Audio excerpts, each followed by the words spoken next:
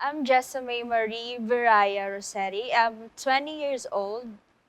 Galing akong Visayas, specifically sa Kaibiran, Biliran. And I'm in AB Com 03A, which is second year right now. Ako as the middle child, as in middle since lima kami tapos ako yung gitna. Kumbaga ako yung parang ate dun sa dalawang bunso. Sa pamilya namin, ako yung laging maaasahan sa bahay. Yung siguro 'pag wala si mama at saka si papa, ako yung parang pinaka-manager ng bahay. Ako yung naka-assign sa kusina, sa mga gagawin. Ako yung parang pangalawang nanay sa bahay kahit hindi ako yung pinakamatanda talaga sa'min. Ako yung nag-aasikaso sa mga kapatid ko. Masasabi ko yung sitwasyon namin ngayon is yung parang normal lang. Di ko man masasabi kasing close kami ni tita. Kumbaga parang nakikibagay lang ako kasi nakikitira ako eh. Tapos hindi ko masabi kung ano talaga yung relasyon namin kasi para lang ako nagbo-boarding house kasi hindi man kami ganong nag-uusap. Kunyari pag may mga problema ako sa sarili ko, problema ko sa school, hindi ko man din masabi sa kanya. So, sarili ko lang din. Parang nagbo-boarding house lang ako pero nakikitira ako sa kanya. Ako bilang si Jessa, kilala ko ni na mama bilang tapat, mabait, saka madaling umiyak. Every time kasi pag, kunyari, may mga away-away sa bahay, mag-aaway si na mama at saka si papa.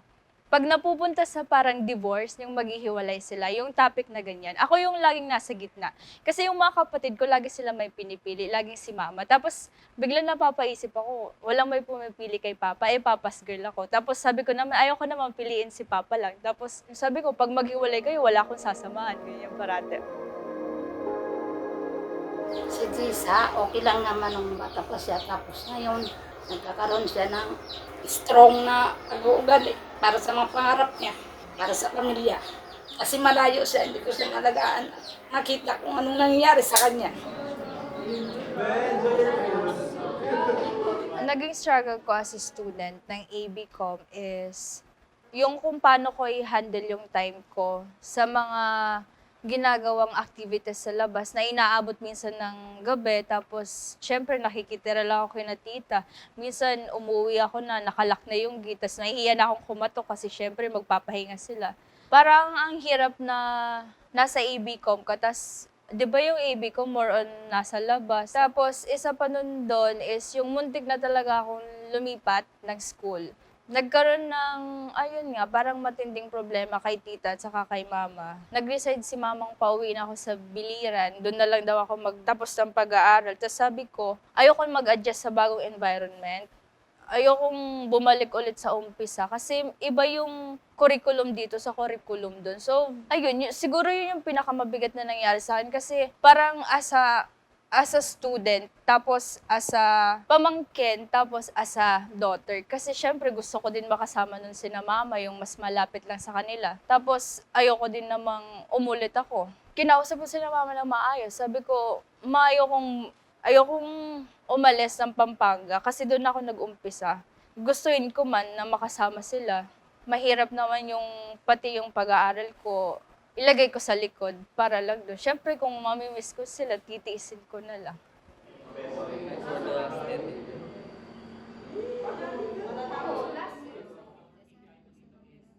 Yung iniisip ko na invisible, pag hindi man kasi ako ganun talaga nagsa-shine. I mean, oo, pinapakita ko yung sariling ako, ganito ako, ganyan. Pero hindi nila ako nakikita. Kagaya nung sinabi ko, may mga kaibigan naman ako sa section namin. Pero nung time na gumagawa kami ng MV, di man nila yung na-realize na may mali sa akin. Okay lang naman sa akin kasi ayoko din nang makadamay ng sarili kong problema sa iba. So, okay lang sa akin kahit hindi ako mag-shine sa iba. At least, alam ko may mga taong nasa tabi ko na mas nakikita kong ano talaga ako, tapos ano yung mga magagawa at nagagawa ko.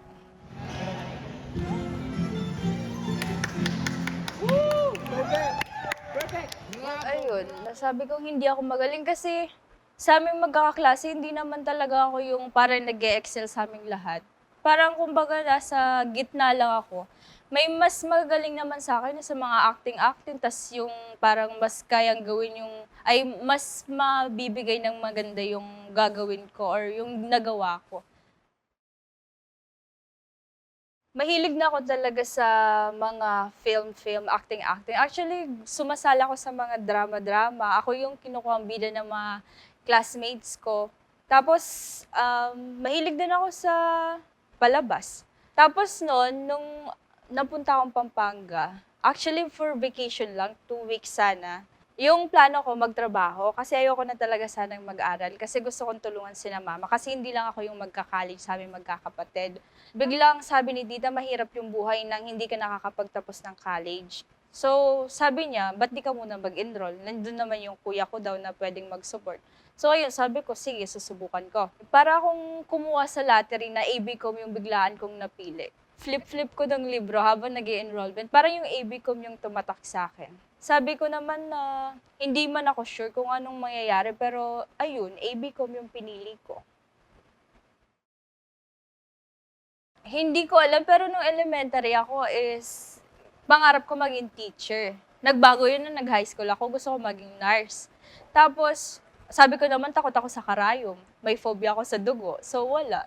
Tapos nung nag-18 ako, sabi ko, ayoko na mag-college. Gusto ko magtrabaho kasi parang mas madali. Tapos, ayun, nung nag-college ako, ang saya maging AB ko. Masaya ka naman sa buhay mo, Jess? Ba't hindi ka masaya? Hindi ko nakikita yung crush ko. Wow! Sino bang crush mo? Hindi ko kilala. Siguro mula umpisa pa lang, parang ang dami ko nang ginawa. Kahit hindi man ako yung may malaking naitulong sa ABCom or sa kahit anong ginagawa, may natututunan ako. Kunyari dun yun sa mga pagsama-sama ko sa mga covers, sa ibang year level, yung hindi ako umihindi sa mga aya ni Ralph pag may mga gagawin. Tapos yung pinaka-good experience is madami akong nakakasama, madami akong nakikilalang tao, madami akong namimit. Ang masaya pa doon is madami kaming memories na nabubuo out of the blue. Yung hindi mo alam kung bakit, pero bigla-bigla na lang mangyayari. Kanyari nung nangyari sa amin sa Quezon City, umabot kami doon, ang saya-saya. Kahit wala man siguro ako naiambag, pero di ba may memories na nabuo. Tapos madami akong natutunan about din mismo sa course ng AB ko. Bye-bye! Last day! Last day na po namin! Sa mga coverage, nakakasama ko sina Ralph, yung president namin ng Kamascom, yung mga seniors ko, sina Ate Marie, sina Kuya Kelvin, si Donnie, sina Kuya Jay, si Kuya Kian. Ang saya-saya nilang kasama. Parang ang dami kong natututunan pagkasama ko sila. Tapos, hindi man sila mahirap kaibiganin. Mararamdaman mo na, hindi ka nila ili-left behind. Kahit wala kang ganong alam, nandyan sila para sa'yo. Bibigay kami ng notes and ilalagay nyo lang din yung answer nyo and then kung gusto nyo ilagay yung pangalan nyo, pwede. Pero yung hinihingi namin, pirma na lang sa baba. Nag-stay ako ng EABCom kasi mas nag-grow ako dito bilang tao. Kasi kung ikukumpara ko yung ako sa probinsya, tas yung ako dito sa ABCom, masasabi ko na ang laki na ng pinagbago ko. Dati kasi ayoko mapaligiran ng ibang tao, takot na takot nga akong lumabas eh. Ayun, nung naging ABCom ako, mas nasanay ako ng napapaligiran ng ibang tao, nasanay ako makipag-communicate na parang na-improve ko yung communication skills ko. Basta kahit malabo pa yung tinatahak kong landas ngayon, sa ABCom, ginaguide niya ako kung ano yung kukunin ko or kung ano yung ipupursu ko. Nagliliwanag ka, katulad ng araw-araw ay may chance kang humatong ng iyong galing. Magpakitang gilas, ika'y isang Doon sa music video namin na Tara Mag-ABCom na ginawa namin nung June, bago magtapos yung klase. Sabi ko nga kanina, hindi ko pa rin alam kung bakit ako yung pinili ni Ralph doon na isa sa mga lead character. Kasi hindi ko na, as in wala akong idea na ako pala yung kukunin doon. Kasi sabi ko nga, doon ako sa dancers. Kasi nandun yung mga kaibigan ko. Andun si Razel, si Quincy, si Eric, tsaka si Pine. So akala ko doon din ako sa dancers ilalagay. Tapos nagulat na lang ako.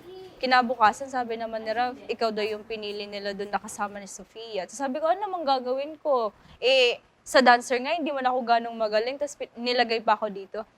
3, 2, 1, upo. Isa pa. Tayo. Rolling lang, huwag ka magkakatsabi ha. Stand by. Rolling. 3, 2, 1, upo. Cut, stop.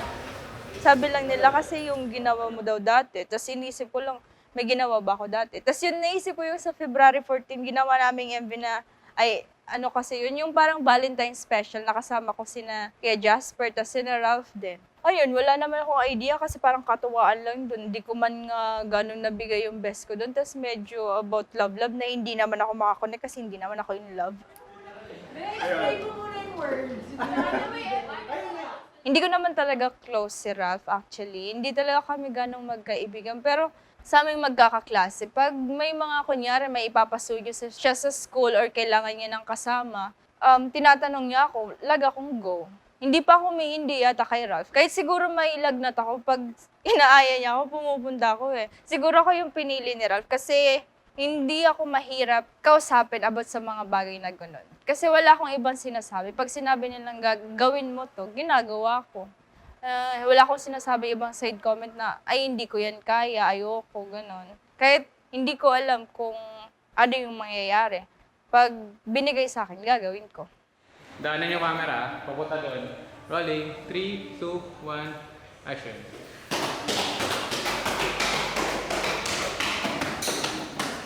Sa kalagitnaan kasi nun ng MV, June, di ba? Tapos magsasara yung klase. Doon yun sumakto yung problema sa personal kong buhay. Tapos MV, ang hirap maging masaya, pero sa loob mo, durog na durog ka na. Kasi yung character ko doon, parang confused kung kukunin ba yung ABCom or hindi. Parang sumakto lang din kasi hindi ko naman kailangang maging masaya talaga. Ang hirap kasi nun, ang bigat sa pakiramdam. Alam mo, kailangan kong ihiwalay yung problema ko sa bahay, iwanan ko sa bahay, di ko pwedeng dalhin sa school. Experience ko doon, ang saya kasi kasama ko yung mga seniors namin. Ang galing nung nagde-direct, ang galing sa camera, kasama ko yung mga classmate ko, yung mga kaibigan ko. Dahil siguro doon na-divert yung problema ko, hindi ko ganong iniisip. Medyo nakaka-pressure kasi last project namin yun eh, kasi major namin. Tapos parang pag hindi ko gawin yung best ko, papalpak at papalpak. Parang mas nagustuhan ko lalo yung ABCom dahil doon. Iba eh. Iba yung pakaramdam na binibigay sa'yo. Hindi lang mismo ng course, pati yung mga taong kasama mo. Sa mga classmate ko, magagaling sila. May mga bagay sila na, may mga situation sila kung saan sila nag-excel. Yung mga nagagawa nila, ayaw ko yun i-pressure sa sarili ko. Pero may mga time na ako mismo yung nagpe-pressure sa sarili ko. Kunyari, wala naman akong pakialam kung nagagawa nila yung ibang bagay or yung nagagawa nila yung hindi ko kayang gawin. Sabi ko, ba't hindi ko kayang gawin yung mga nagagawa nila? Though wala akong pakialam, pero tinatanong ko sa sarili ko, bakit parang ang hirap maging sila, pero ayoko namang maging sila.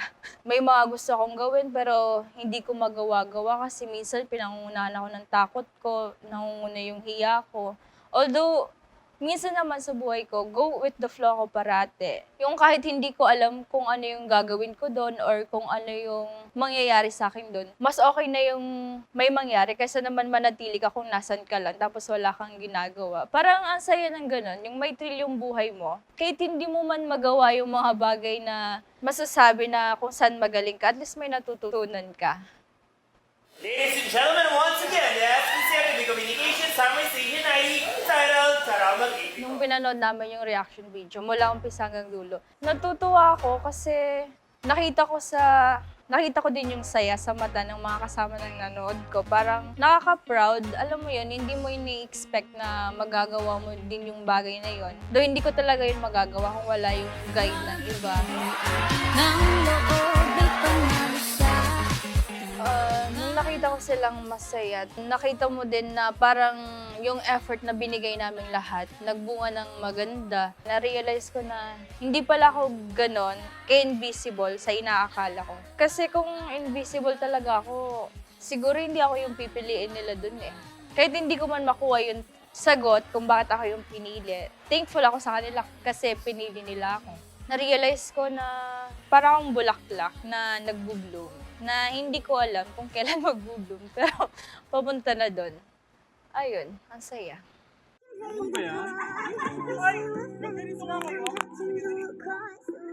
Gaya nga na sinabi ko, hindi kasi kami close talaga ni Ralph nung umpisa. Ang saya niyang kasama, maalaga siya actually. Magme-message siya, kunyari, pag hindi kanya ganong nabigyan ng attention kasi busy siya sa ibang bagay, may message ka pa rin niya. Ipaparamdam niya, na-appreciate niya yung ginagawa mo. Ganon si Ralph. Kung meron mang tumatak sa akin sa mga nakasama kong isa sa mga yun, kay Ate Maris ako maraming natutunan. Ang dami niya kasi laging sinasabi kapag, ay doon na yun. Kay Ate Maris kasi, na siguro nabanggit ko sa kanya yung problem ko sa family. Siya sa mga nagbigay sa akin ng advice kung paano ko, kung anong emosyon yung dapat kong inuuna or kung ano yung dapat kong gawin. Kasi nung nag-start nun dun sa naggagawa kami ng MV, ng ABCom, siya lang yung nakakapansin sa akin na nag-iiba yung mood ko. Siya lang yung nagtanong sa akin kung okay lang ako. Si Ate Maris lang yung nagtanong kung okay ako. Tapos, ayun, parang na-realize ko na hindi pala ako ganun ka-invisible sa mga tao. May isa pa din na nakakapansin kung ano yung mali sa nakasanayan nila sa akin. Kasi sa lahat siguro ng oras na nakakasama ko sila, lagi akong masaya. Ako yung parang pabibo, ang dami ko sinasabi na magpapasaya sa kanila. Parang wala akong pakialam kung ano yung gagawin ko, basta napapasaya ko sila. Tapos yung advice na sinabi sa akin ni Ate Maris na hindi ko nakalimutan is, sabi niya sa lahat daw ng bagay na gagawin mo, wag mong unahin yung emosyon mo para hindi ka magsisi sa magiging desisyon mo. Kasi kung uunahin mo yung emosyon mo, parang mahihirapan kang magdesisyon kung ano yung tama sa mali o kung ano yung mas nadadapat na desisyon dun sa nangyayari. Si Jessa, sobrang bait na bata niya. As in, masipag din siya, ganun. Kahit saan mo siya iutos o dalhin, go with the flow lang siya.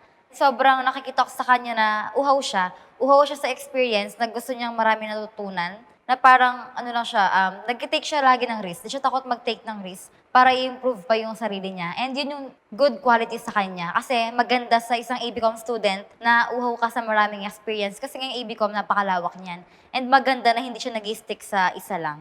Siguro, kaya siya lagi nag-share sa akin ng problem o kaya siya comfortable sa akin kasi siguro napakita ko sa kanya yung sister figure. Nung una ko siya nakita, alam ko na sa sarili ko na hindi siya mapag-share. And whenever na nakikita ko na tahimik siya, talagang lagi ko siya pinapansin. Ako kasi yung tipo ng tao na kung tahimik ka, I know there's something wrong. Madalang lang kasing makahanap ng tao na pwede mong pagkatiwalaan sa lahat ng bagay. And Jessa happens to be one of those people that I trust. No? Magaling si Jessa sa kahit ano man yung pwede mong ipagawa sa kanya. No? Magagawa niya yan ng pulido. And I'm very grateful na kasama ko si Jessa doon sa mga bagay na ginagawa ko inside and sometimes outside of the school also. Rolling. 3, 2, 1. Action.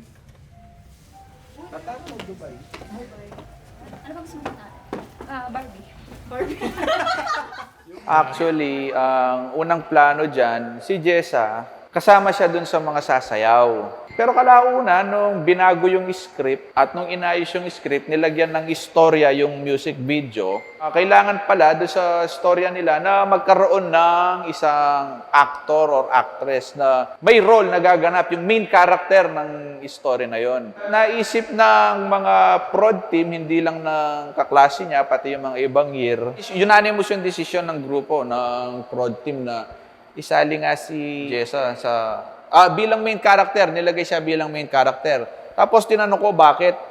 Ang sagot nila siya rin, si Jessa kasi kapag binigyan mo ng role yan sa isang short film or anumang play, kayang gampanan ni Jessa yung role na ibibigay mo sa kanya, sabi sa akin. So sinubukan naman namin. So nung nag-shoot, number 1, nabigyan niya ng hustisya yung script. Number 2, masipag siya. Tapos number 3, nakita ko may dedikasyon siya doon sa project, hindi lang dahil sa grade, no? Hindi lang dahil sa grade na ginawa niya yon.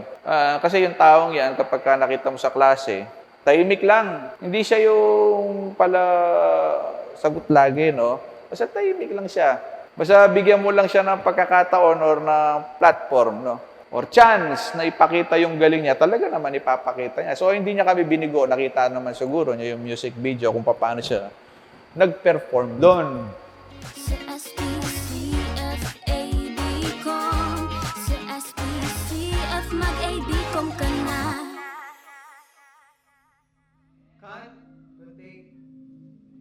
Kung makakausap ko man yung batang ako, masasabi ko lang is, ang layo na nang narating mo. Madami ka nang nagawa na hindi mo nagawa dati. Proud na proud ako sa'yo. Umabot ka dito eh. Nakaka-proud na hindi mo pa man mahanap yung kung ano talaga yung hinahanap mo sa buhay. At least na gagawa mo na yung bagay na dati pangarap mo lang.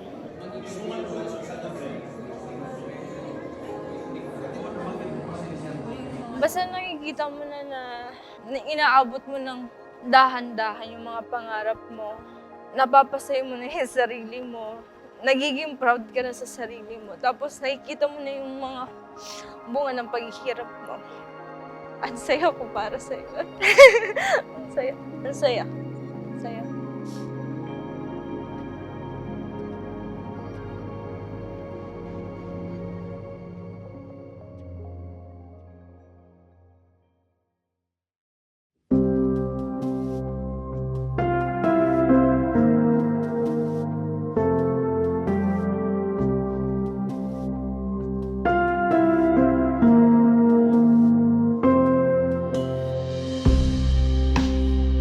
So many Kasi ako sa kaming glow